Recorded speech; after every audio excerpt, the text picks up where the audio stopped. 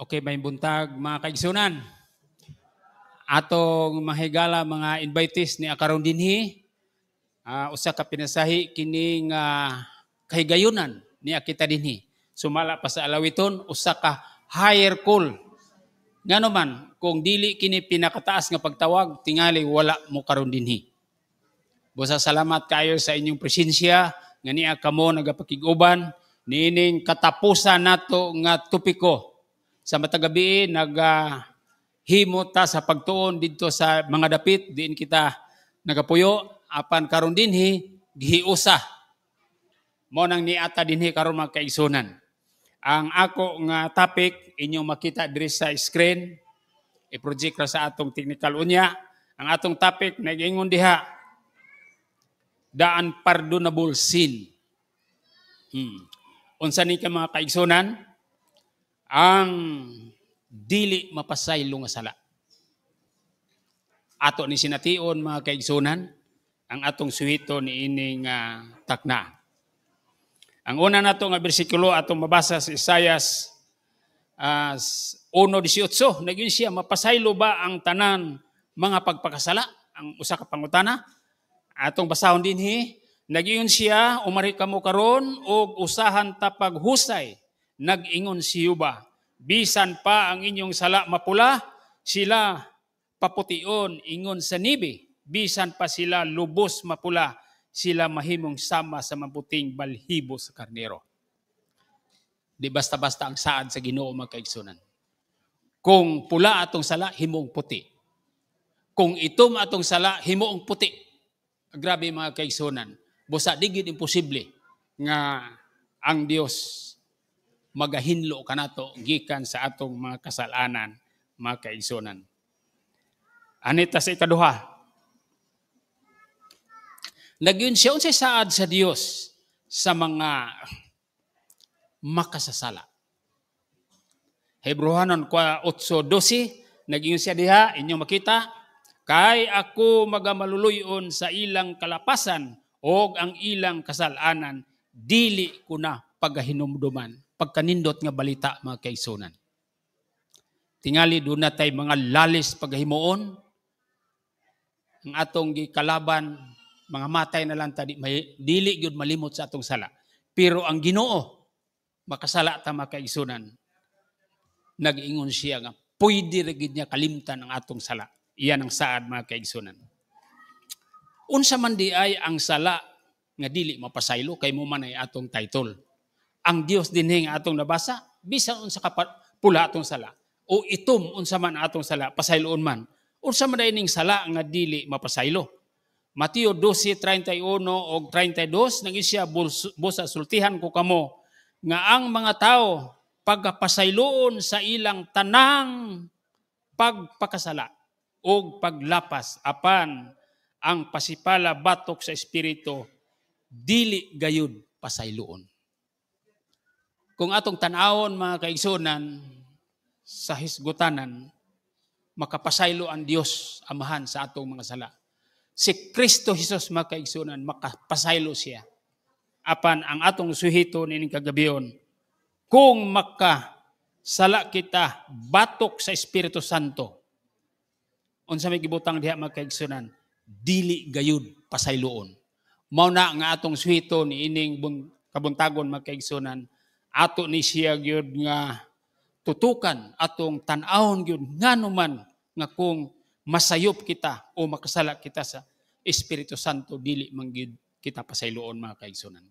May pagmakasala ta sa Dios Amahan, may pagmakasala ta sa Dios Anak nga mao si Ginoong Hesus, pero kining espiritu ngano man nga dili man ta mapasaylo mga kaigsunan. Nag-ingon ang Dios mga kaigsunan. Ang Ginoo nagsulti mismo ni ana. Ato nang nahibaw-an nga ang Dios tulo ka persona. Amahan, Anak, ug Espiritu. Pwede ta makasala sa Amahan, pwede ta makasala sa Anak, apan sa Espiritu wala nato siya lang sinati mga kaigsunan. Mao na ang atong sination karon. Nga kung pwede atong malikayan nga dili kita makasala batok sa Espiritu Santo. Muna man mga kaigsunan, no? Ang ato nga Niya nata sa Mateo 31:32 mo naman ni siya. Og bisan kinsa nga magasultig batok sa anak sa tao, siya pagapasayloon, apan bisan kinsa nga magasultig batok sa espiritu, dili gayud siya pasayloon, bisan pa niining panahon na karon o niadtong kapanahunan nga palaabuton. Mao ni mga kaigsunan ang gibug-aton sa sala sa Espiritu Santo. Pwede ra nga karon dili tang pasaylo, naghuna-huna kita nga basin paglabay sa panahon mawala na, pero niini panahon na makaigsunan, bisan pa sa umaabot nga panahon, maura gihapon. Dili gihapon ta mapasaylo mga kaigsunan. Unsa man di ay ang buhat sa Espiritu Santo. Muna atong ila-ilahon, mga higala mga kaigsunan. Unsa man di trabaho sa Espiritu Santo nga kung mo makasala kita kaniya, dili siya makapasaylo nato. Juan 16 versikulo 7, nagiyon siya, ngani suginlan ko kamo sa tinuod, nga maayo pa alang kaninyo nga mopahawa ako, kay kun dili ako mopahawa, ang manlalaban dili moanha kaninyo. Apan kun mopahawa ako, siya akong ipadala kaninyo. Mao ni mga kaigsunan. Kini nga pinulungan si Kristo ni siya nagsulti mga kaigsunan sa iyahang mga tinunan. Ang balaan nga Espiritu Santo dili makaabot nining kalibutan na hangtod nga si Kristo dili musakas langit. Unya pag-abot niya dito, ipadala niya ang balaan nga Espiritu Santo kining gisgutan dinhi nga manlalaban. Nagapadayon diha sa bersikulo 8, inigabot na niya iyang pailhon ang kalibutan mahatungod sa sala o sa pagkamatarong o sa hukom. Usa sa mga trabaho sa Espiritu Santo mga kaigsunan nga ipadayag niya sa matag usa kanato ang sala. Diha sa atong alimpatakan mga kaigsunan, makahibalota. Nabitaw muhunghong ni mga kini maayo, kini dili, mao nay trabaho sa balaang Espiritu Santo. Pagtanaw niya nga ikaw, higugma matas Ginoo, nga murag mo inclined ta dito sa pagkasala, pahibawon ta niya nga salata. Pero kung tuyuan gininyo magkaigsunan ang Espiritu Santo, di pud magbugos sa ato. Muna atong dumdumon magkaigsunan. Pagsagtan pug ka sa Espiritu Santo. Ang iya lang gusto nga, ang iyang trabaho nga, iyang ipaila nga kini matarong, kini sala, kung pwede ayaw ni buhata. Niyon sa paman, pagkamatarong magkaigsunan. O niya, hukom. Muna ang trabaho sa balaan nga Espiritu Santo magkaigsunan. Unsa pa ni siya, inigabot sa Espiritu sa kamatuoran, kini siya mao ang magatultol kaninyo ngadto sa tibok kamatuoran. Unsa man ni siya magkaigsunan, guide. Mura siya GPS mga kaigsunan, nga di gani ita katuod, kini siya ang Espiritu Santo mo imutudlo. So importante kaayo nga naa kining presensya sa Espiritu Santo kay mao ni gisaad ni Ginoong Hesus nga iyang ipadala dinhi magatudlo ngadto sa tibok ang kamaturan kay siya dili magasulti sa iyang kaugalingong pagbulutan hinunua ang iyang madungog mao ang iyang igasulti og ang mga butang nga umalabot iyang igatug-an kaninyo.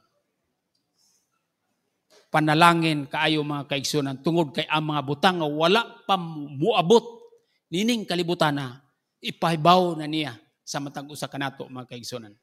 Di man ta masayod sa unahan, pero ang presensya sa Espiritu Santo, kung ato siyang sagupon, o ato siyang alagaan sa atong kinabuhi mga kaigsunan, pahibaluon ka sa mga butang nga umalabot. Nag-ingon siya dinhi. Okay, padayon ta. Buhat sa Espiritu Santo. Ania ang mga buhat sa Espiritu. Number 1, katong atong gibasa ganina, manlalaban. Unsa na siya magkaigsunan? Kung daog-daogon ka, diri sa yuta, kisa manlaban na to, ang abogado. Kung magkaroon ta og mga kaso, guha ta og abogado, manlalaban. Ingon ana ang papel sa balaan nga Espiritu Santo magkaigsunan. Grabe ta kapinangga mga kaigsunan. Labanan ta niya. Ikaduha, iyang pailhon ang kalibutan mahatungod sa sala. Ato nang gisgutan sa unahan, maka-identify ka nga kana sala kini matarong. Ikatulo, pailhon usab niya ang kalibutan sa pagkamatarong ug sa hukom. Ikaupat, magtultol ngadto sa tibok ng kamatuoran. Ikalima, magtug-an sa mga butang umalabot. Ikaunom, maggiya sa mga tao aron sa pagdawat sa kamatuoran. Usay, naay kamatuoran mga kaigsunan, dili kay nato landag. Apan ang trabaho sa Espiritu Santo, ihunghung niya kanimo diha sa imong kasing-kasi ang una-una nga ang kamatuoran dapat di nato palabyon ato siyang dawaton mga kaigsunan. Ikawalo, magasugyot sa tao sa pagdawat sa santos nga bautismo. O usasab ni mga kaigsunan nga iyang ipasantop ang mga importante nga butang nga kinahanglanon sa tao mga kaigsunan. Buhat na si Espiritu Santo nga iyang ipasantop kanato. Unsa man ang tibuok nga kamatuoran nga igatug-an kanato sa Espiritu Santo? Di ba nagisgot man siya? Unsa man ang kamatuoran mga kaigsunan? Juan 14:6, si Jesus mitubag kaniya, ako mao ang dalan, og ang kamatuoran, og ang kinabuhi, walay bisan kinsa nga makaadto sa Amahan, gawas kun pinaagi kanako. Buhat na sa Espiritu Santo mga kaigsoon. Although gisulti ni Ginoong Hesus ni sa panahon nga niya pa siya ni yuta, asawa pa siya mukayab sa langit, apan niya ay Espiritu Santo nga iyang gipadala sa didto na sa langit, ang iyang trabaho nga unsa man siya, ipaila niya ang kamatuoran mga kaigsunan. Dinhi pa lang da nga teksto ang gisgutan, si Kristo mao ang kamatuoran. Kamatuoran walay bakak, tarong mga kaigsunan. Anaa kang Ginoong Hesukristo. Busa, unsa pa man mga kaigsunan ng kamatuoran, naging siya, balaan na sila, pinagis kamatuoran, ang imong pulong, mao ang kamatuoran. Ang pulong sa Ginoo mga kaigsunan, mauna ang kamatuoran gigisgutan sa balaan ng Espiritu Santo. Unsa ganin ni pulong? Ang atong Holy Bible. Gitawag siya pulong sa Dios. Muna siya mga kaigsunan. Karon padayon ta, ang imong pagkamatarong, mao ang pagkamatarong nga walay katapusan, o ang imong kasuguan, mao ang kamatuoran. Muna siya mga kaigsunan, usa sa linya sa kasuguan, pagkamatarong, ang kamatuoran, pagkamatarong, karon niya ang kasuguan mga kaigsunan. Gihatag sa Ginoo kining iyang kasuguan o mga balaod, mga kamatuoran ni mga kaigsunan, nga kung ato ni siyang tumanon, mga kaigsunan, nagasubay kita sa mando sa balaan nga Espiritu Santo. Nagi siya, aniya ang tibok ng kamatuoran, si Jesus mao ang kamatuoran, ang iyang pulong kon Biblia mao ang kamatuoran, ang napulo kasugo, mao ang kamatuoran. Nahinumdum tama kaigsunan ato bitong salida sa the Ten Commandments. Grabe, bisag katura gani isa. Grabe ang atong mutanaw ta atong murag duol na kay tas Ginoo, isa ra gani gisgutan to. Apan galinya siya dinhi nga kadto kamatuoran gyapon to mga kaigsunan. Ang pangutana dinhi, kung dili nato sundon ang kamatuoran nga gilagdad sa Ginoo, nga gitudlo sa Espiritu Santo, unsay dangatan sa tao makaigsunan. 2 Tesalonica 2:8 nagisiya og unya og galing ang masupilon igay padayag na og pagapatyon kini sa Ginoong Hesus pinagi sa gininhawa sa iyang baba og pagalaglagon kini pinagi sa pagpadayag sa iyang pagabot. Kining masupilon dinhi mga kaigsunan gi-highlight diha ang yawa ni mga kaigsunan kamo gini ulo-ulo sa mga kasalanan. Di nato makita pero moabot ang panahon nga ipadayag ni Ginoo, laglago ni siya. Hunungon na ang sala nin kalibutan mga kaigsunan. 2 Tesalonica 2:10 og pagaubanan sa tanang kadautan nga paglimbong alang kanila nga pagalaglagon tungod kay sila na nagdumili man sa paghigugmas kamatuoran aron mga luwas unta sila. Nganong naaning kamatuoran mga kaigsunan para makaikyas kita dinhi sa trabaho si Yawa aron di ta mga luwas. Busa gibutang ang kamatuoran dinhi mga kaigsunan. Gibutang ang pulong, gibutang ang balaod para masangkapan ta mga kaigsunan. Kay kana kay niining kalibutan na niya ang buhat siyawa din mga kaigsunan. Mao na nga kinahanglan ato ning tamdan kay ang tuyo sa Ginoo nga mga luwas ang matag usa kanato. Kung atong padayunan ang pagpakasala tapos nato masayran ang kamaturan, unsay atong dangatan? Nakahibalo na ta mga kaigsunan, mahatungod sa kamaturan, nahibalo na ta mahatungod sa kasuguan, nahibalo na ta pinaagi sa iyang pulong.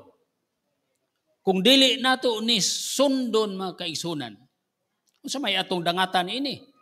Hebrehanon 10 versikulo 26, kan kung kita magapadayon sa tinuyo nga pagpakasala, tapos nato madawat ang kahibalos kamatuoran, wala nay nahabilin pa nga halad inihaw tungod sa sala. Mo nang giingon sa Espiritu Santo mga kaigsunan. Musulti ko sa inyo mga kaigsunan, sa karaang panahon makasala sila, magpatay silang mananap, silbi murag bayad sa ilang sala. Katong dugo iwisik-wisik dito, mudol ka sa Ginoo, pinagi sa imong pagpatay sa mananap, ihalad nimo dito sa templo, sa simbahan, pasaylo nimo sala.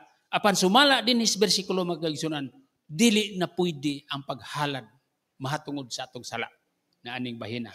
Nga naman, gipahibalo naman sa ato dili naman ta inosente. Naa naman kasuguan si Ginoong Hesus nagpakamatay na kanato, gitagaan na tag husto nga dalan. Unya gituyo pagid nato. Ang atong gobyerno sa nasod mga kaigsunan, labi na nagtubuyo sa bukid, primero makasala na sila, pasayloon pa. Kanang wa ginuhaw sa balaod, ikaduha, pasayloon pagyapon. Pero ikatulo, ikaupat mga kaigsunan, dili na sila pasayloon. Nga naman, ila na ginang gituyo. Gipahibalo na nga nakasala ka, imo paging giotro. Giotrohan pag yun nimo. Gipasaylo lang gyapon imo gipang giotro. Bot pasabot sa gituyo nga sala nato mga kaigsunan, bisag nasayod na ta. Wala nay halad alang ni anak mga kaigsunan. 27, kung ang kundili usa na lamang ka magkalilista nga pag-abot og hukom og kabangis sa kalayo nga magaut-ut sa mga kaaway sa Dios. Grabe. Ang pagpahibalo sa balang Espiritu Santo, mauna ipahibalo. Unya, dili gyud ka maminaw, mauna mga kaigsunan ang atong dangatan. Ato makita, usa na siya kasala sa balang Espiritu Santo. Grabe ang tambag sa balang Espiritu Santo. Mauna muni atong buhaton para makalikay ta sa sala nining kalibutan. Nagide unsaon nato sa pagtagad ang Espiritu Santo? Kay niya naman balang Espiritu Santo. Unsaon man nato ni siya pagtagad? Umurag bisita nato ni. Amumahon nato ni.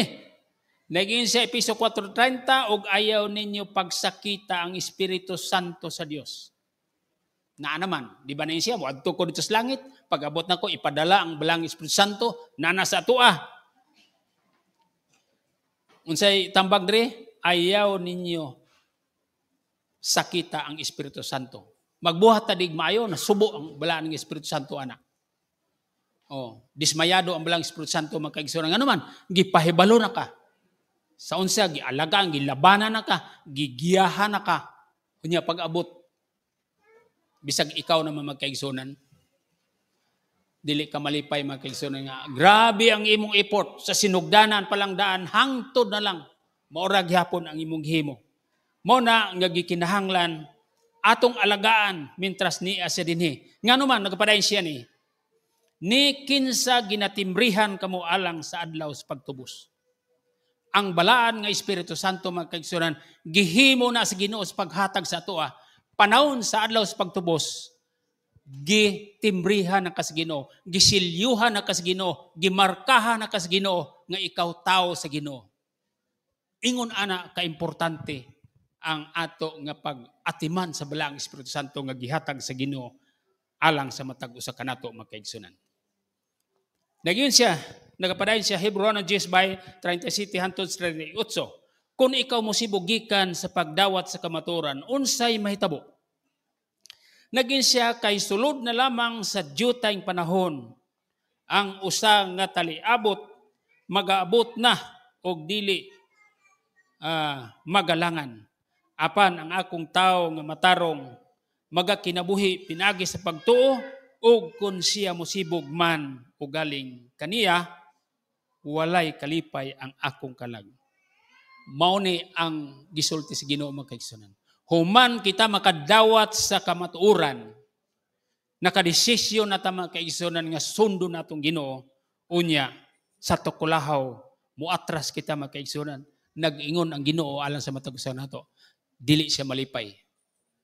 Di basta-basta mga kaigsunan. Gitimbrihan kas Ginoo pinagi sa balang Espiritu Santo, unya mag-atras-atras ka, gipahibaw ta sa Ginoo nga di siya malipay. Maulaw ta mga kaigsunan. Nga naman, kana nga kalihukan para sa ato, dili na para sa Ginoo.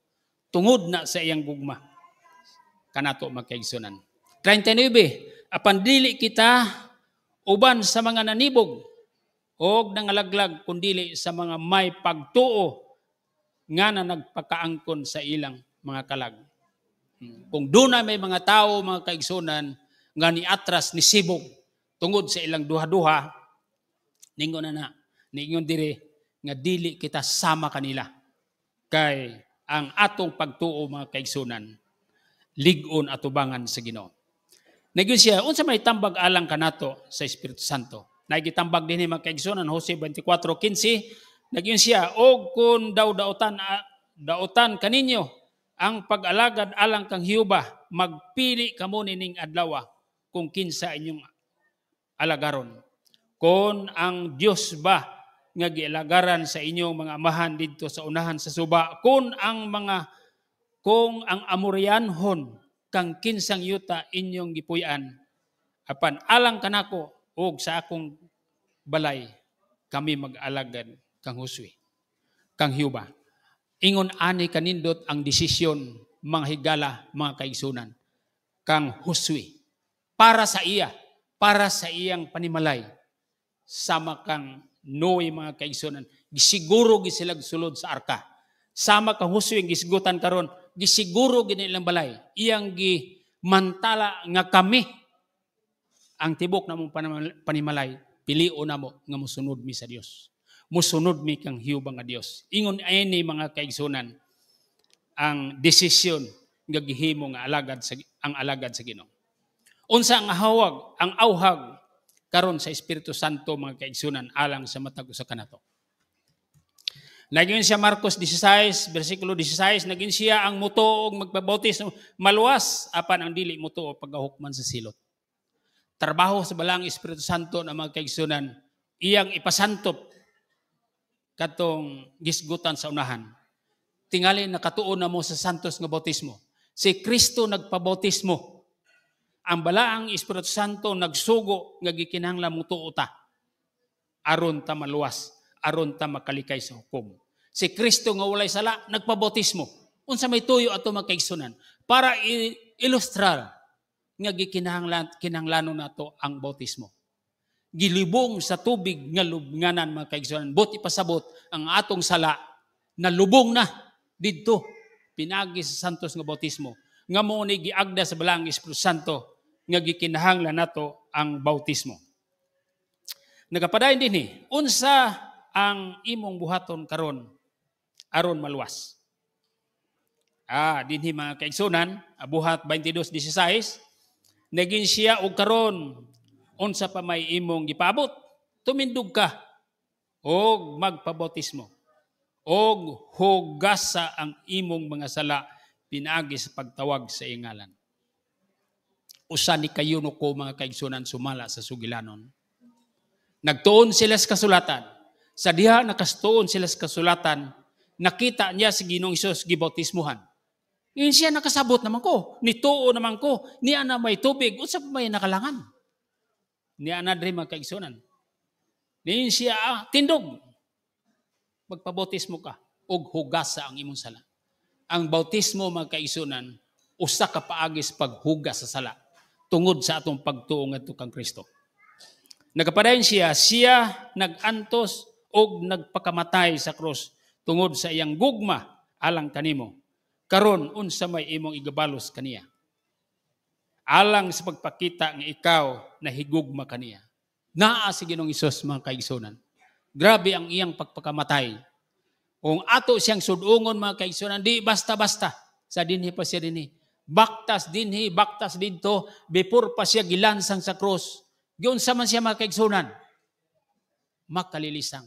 Sawa pa siya malansang. Na, unsa may tuyo sa iyang paglansang mga kaigsunan. Para sa ako ug sa inyo ha mga kaigsunan. Niyani siya dinhi para pagpasaylo sa atong sala. Ang atong mga sala mga kaigsunan sa atong natun-an atong niagi, ang bayad sa sala mao ang kamatayon.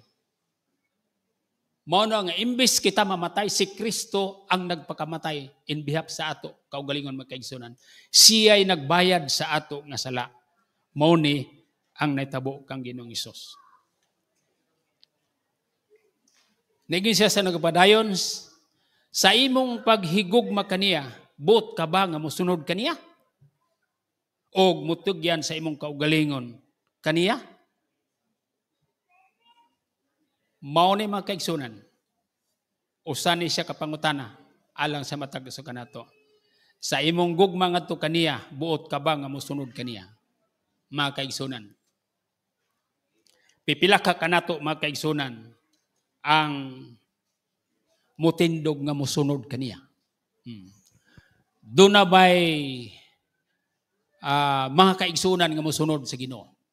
Palihog mga kaigsunan pagtindog. Mga Adventist, kung mosunod mo sa Ginoo, tindog mo, pero kung dili mosunod, pwede rin po mo maglingkod.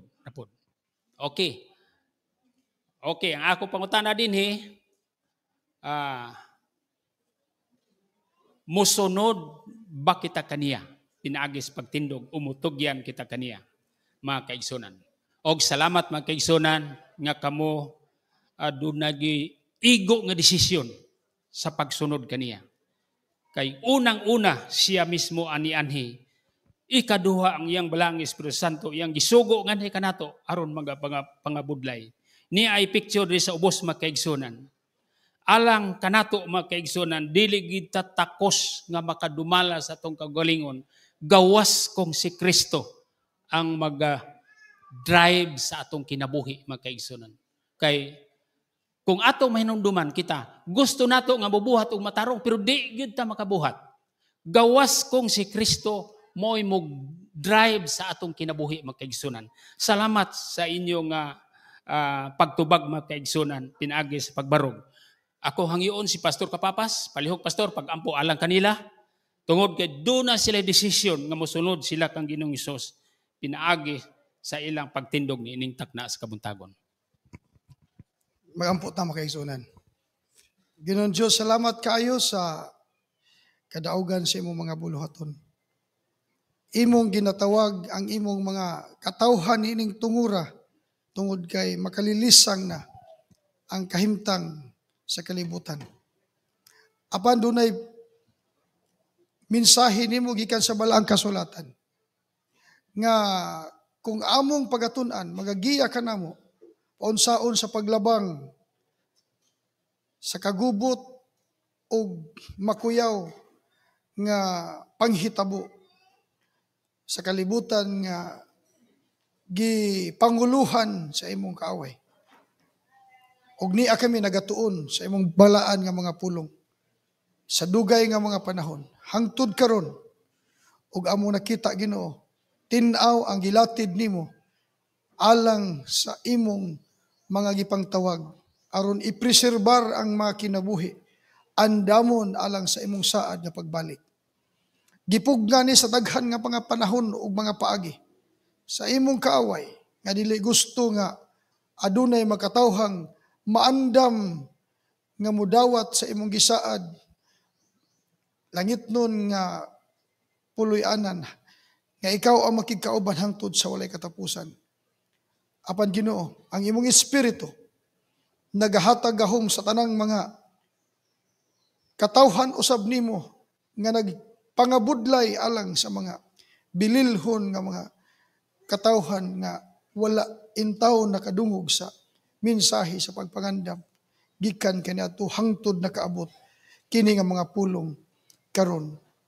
Ako naghangyo kanimo Ginoo, panalangini ang among pagbarog.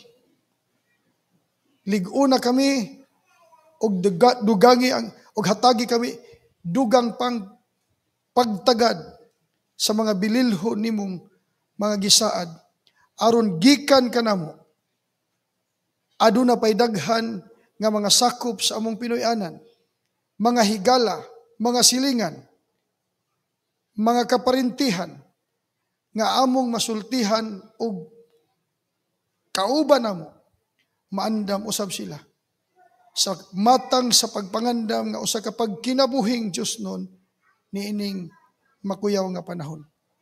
Ug salamat Ginoo nga ang imong saad ikaw magauban ka namo hangtod pag-abot sa katapusan. Mabatna namo, mabati namo samtang muduyog kami nining balaan nga kalihukan. Salamat sa kadaugan sa imong buhat sa pagkakaron ug magpadayon pakinigikan kanila gikan kanamo nga nahayagan sa kamatuoran. Usa ka kamatuoran nga ang pagkinabuhi, ang pagdawat sa imong pulong makapausab sa among kinabuhi sa pagsunod kanimo sa pagka matinud-anon gayud nga ang amo nga mga pinulungan, ang among mga nilihukan, ang among mga sinultihan, ang amo nga mga pagkinabuhi makapahimuot kanimo magatubo nga nagahamtong samtang giandam namo among kaugalingon sa imong pagbalik kauban sa tanan. Salamat sa pagpanalangin nimo sa tanan nga nagabarog karon sa ngalan ni Hesus. Amen. Salamat.